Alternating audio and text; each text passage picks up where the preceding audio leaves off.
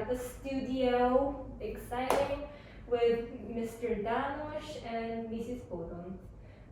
Mr. Danosh is currently studying trees, and he's an expert. He got his master's degree. He's working on his doctoral program. And here we have Mrs. Bodon. She is an expertise in ants, and she's currently studying to get a doctoral program as well. So first, let's watch the clip.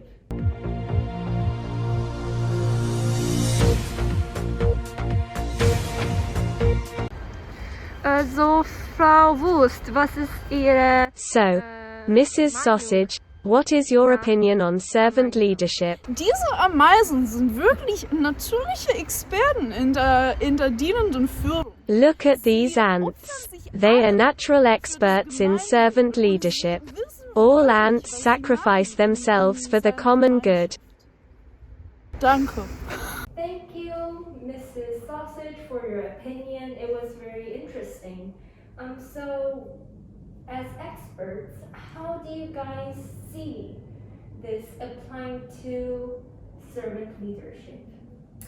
Well, I think that ants can teach us a lot of lessons about organization within the workplace and even within the family, because ants live in their hives, and they really have to work together in order to achieve their common goals. When you think about it, one ant, it's just an ant. It's not that strong, but when they work together and they organize themselves well, they can achieve really great things, like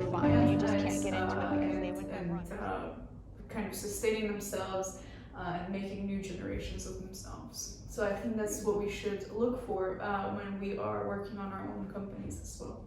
That's very insightful. Thank you. I agree with that, but I also think sacrifice is another thing that we can learn from ants. I think a lot of times they do processes that they need to make some of their lives. They actually sacrifice themselves in order for the entire company to grow, and I think that is a very important quality to have. Obviously not to that extent, but on a certain level I think that can really make a company grow. Wow, that is incredible. I also agree with everything that you guys said, especially because you guys are experts.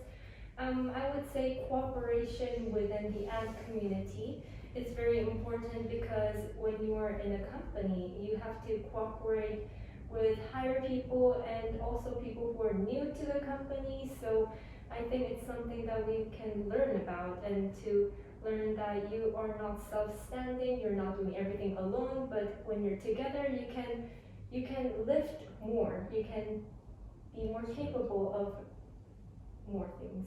Yeah, exactly. Now we will look at Mr. Bella Lakatos, his clip. Let's go watch it. Mr. Bella Lakatos, what do you think about serving leadership? Thank you very much for your question. It is no accident we are standing next to this tree, because this tree is much more than just an environmental miracle. This tree is a representation of the serving leadership.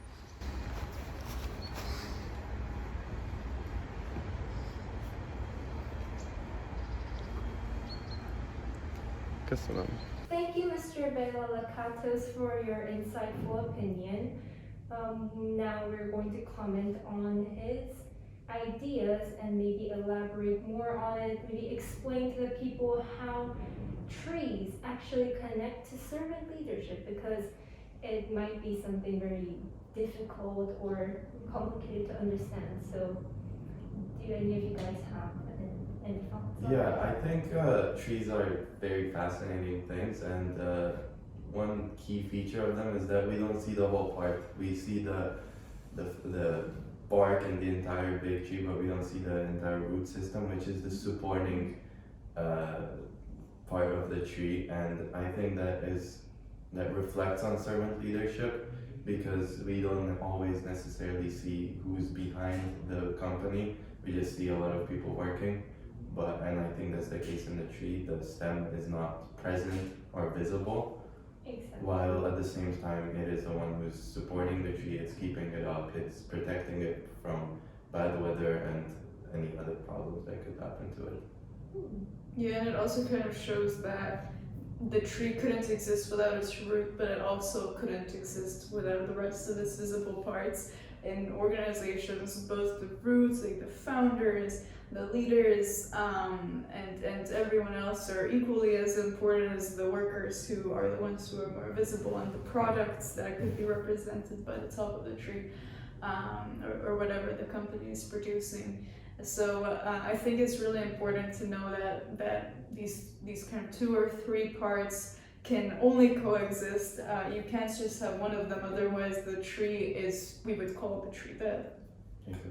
True, because I would say, though we can't see the root, that doesn't mean that the root does not exist. And by having good leaders, you would make people who work for you shine more. Because at the end, I would say it's not about you shining out, you being the greatest. It's more of like cooperating like the ants, but then I believe that the tree model shows it in an effective way, because it's the essential part of servant leadership to have a good foundation, good leaders, people who serve you and to hold you tight, and that's what a good cooperation is and a good company is. Yeah, and I think it shows like an entire process. Everything is needed to produce that final product, and I think without one thing it wouldn't work out. Everything is necessary.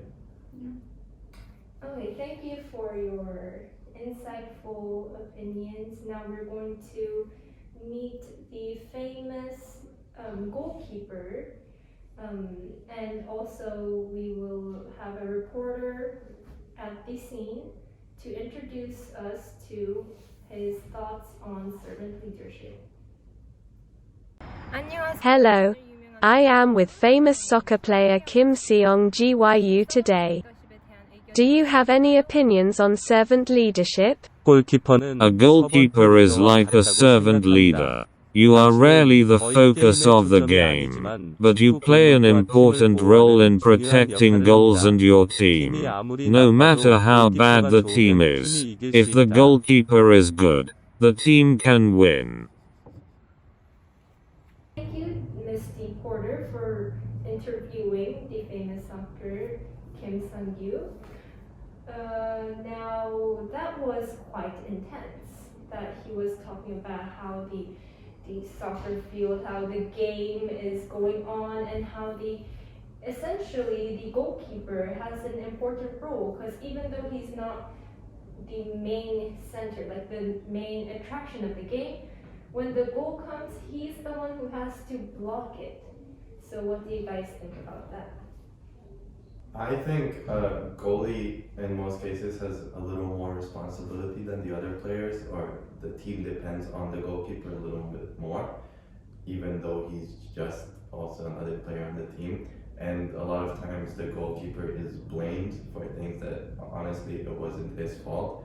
And I think that really applies to servant leadership, because leaders are the ones who are responsible for the company and the consequences of it. And I think that is one of the key things in servant leadership, of being sort of equal with all the other people in the company, but also you're the ones taking responsibility.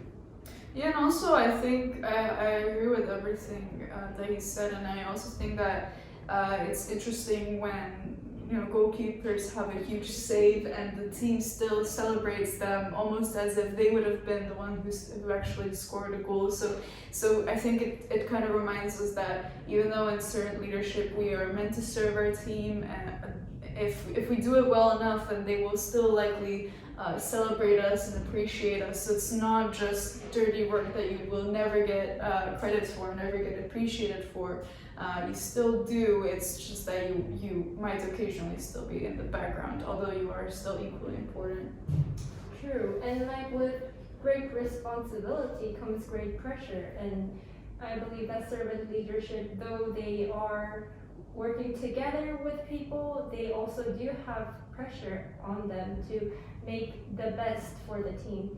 So I guess these 3 points that we thank you BBC for providing us with these interviews, and they were very insightful, and it was something that we could talk about and to listen to common people out there, to listen to the interesting facts about trees, ants, and also the famous amphitheater. So thank you for watching, and Thank you very much. Thank you. Back to the studio. Back to us. back to us.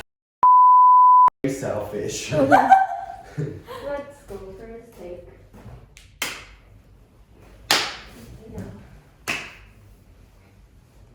Okay, then. No, okay, I did it now. Sziasztok, ez a mikrofon ellenőrzés. Oh, it It's what? It- It didn't move. It did move. It. what should her name be? Ethel. Okay. Soundtrack. Say something. Hello.